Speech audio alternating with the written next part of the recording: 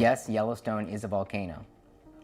My name is Jake Lowenstern, and I work for the U.S. Geological Survey. I'm the scientist in charge of the Yellowstone Volcano Observatory, and that's a partnership with the USGS, the University of Utah, who does the actual monitoring of the earthquakes and ground movement, and the land manager, Yellowstone National Park.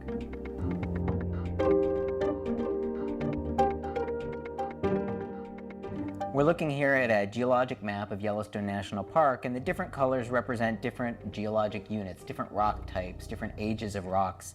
You can see that all of the pink units in here, these represent the very youngest lava flows, mostly, that erupted at the Yellowstone volcano. Most of these are between about 160 and 70,000 years old, and we see that they're covering up this area of the park. It turns out this is the Yellowstone caldera. It starts around here and it moves out into the area over here, and it's about 50 miles long. And it formed when this green material erupted. This is called the Lava Creek Tuff, and the age of this unit, it's found here in the light green and the dark green, also to the south, the age is 640,000 years.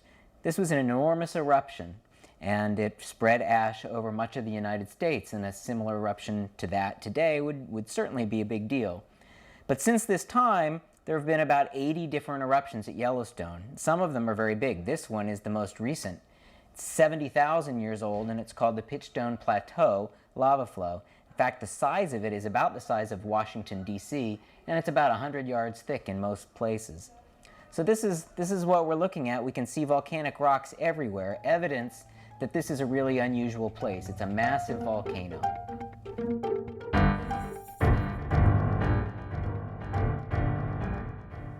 Some of the eruptions from Yellowstone are truly enormous eruptions, some of the largest ones that are known of on Earth. And that includes this green unit here, the Lava Creek Tuff, as well as the purple unit, which is the Huckleberry Ridge Tuff, which is erupted 2.1 million years ago.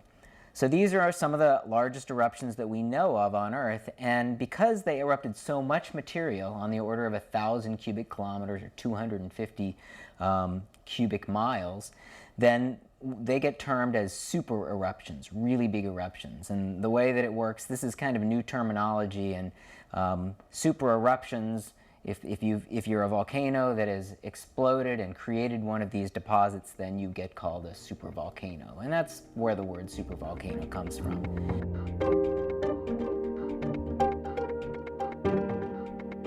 So you have this magma that's beneath the surface, and when it erupts and comes out, there's no longer support for the ground surface up here.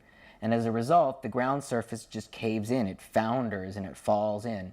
You're left with what's called a caldera. It's a subsidence or a feature, or a cave-in feature that's caused when it loses its support of the underground magma. As a result, when it first formed, you had a hole that was on the order of 50 miles long and maybe even 1,000 or 2,000 or 3,000 feet deep in places.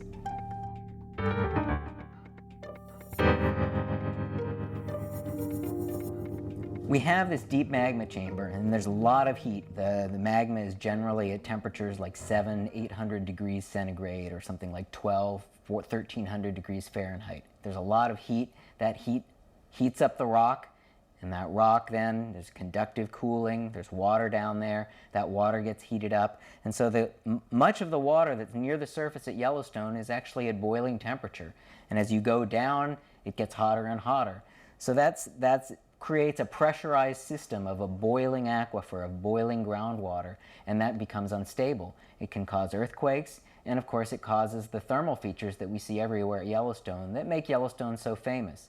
The geysers, the fumaroles or steam vents, the hot springs that are so beautiful and contain so many different kinds of life and thermophile bacteria. So that's what makes Yellowstone special, and it's pretty much all due to this underground magma system.